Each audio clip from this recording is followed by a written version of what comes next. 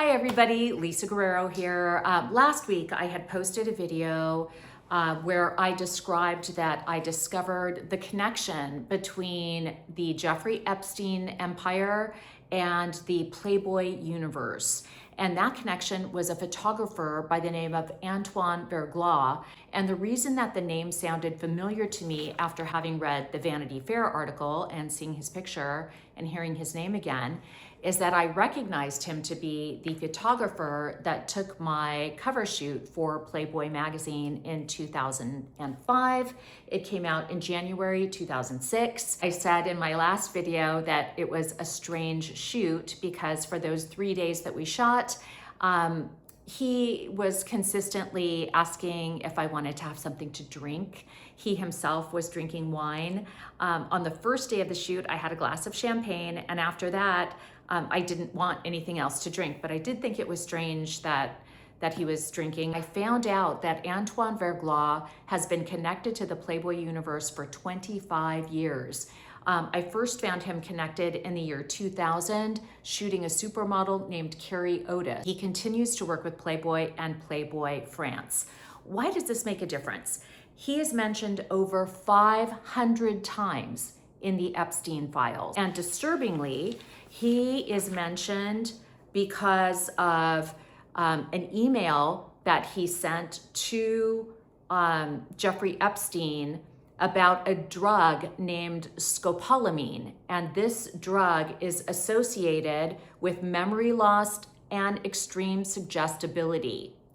The subject of the email is as follows: scopolamine, powerful drug growing in the forests of Colombia that eliminate free will.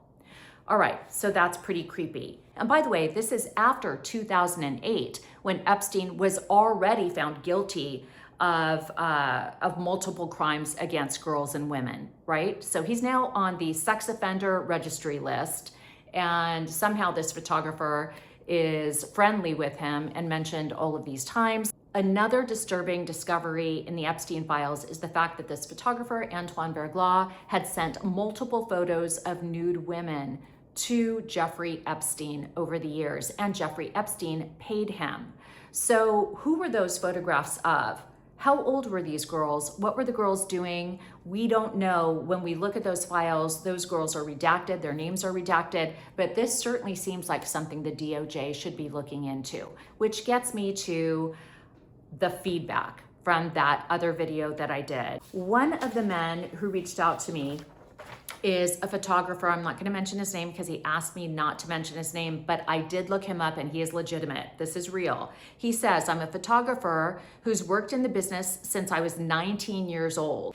He was brought into a shoot, which was to resource models for billionaires. He was asked if he wanted to do a photo shoot in Brazil. He was going to be paid by a British billionaire. It made my skin crawl and I didn't do it. I also received another email from another source who said, I saw your video about the Epstein-Hefner connection. I have another lead. Since the 80s, I worked as a stylist. Partner, I'm not going to mention her name, ended up doing most of it alone because they didn't have the budget for both of us. But he did visit the set, he met the models, and he found it very strange that the finished product looked like a catalog for an escort service.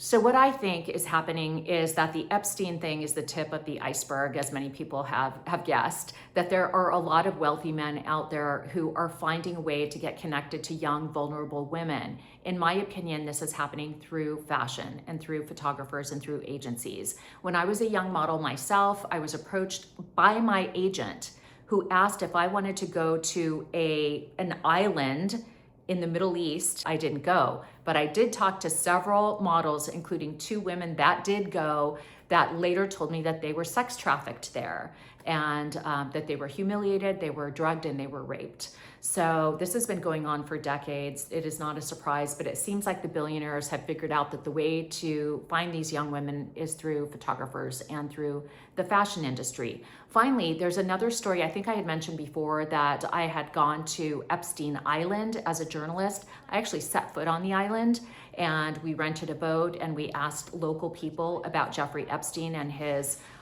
very concerning activities for decades.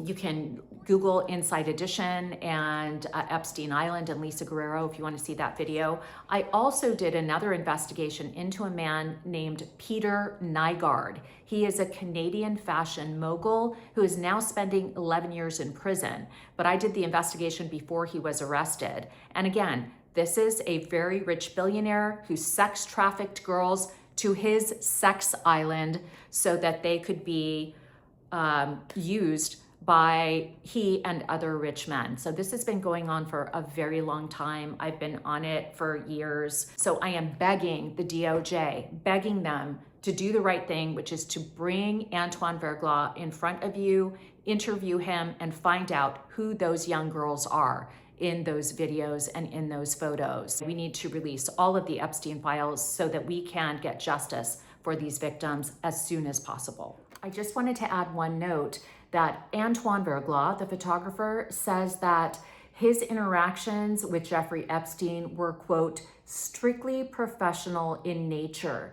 He also mentioned that he doesn't remember the context in which he sent the article about the effects of scopolamine to Jeffrey Epstein. He says that his relationship with Epstein was minimal, although he is mentioned over 500 times in the Epstein files that we know of.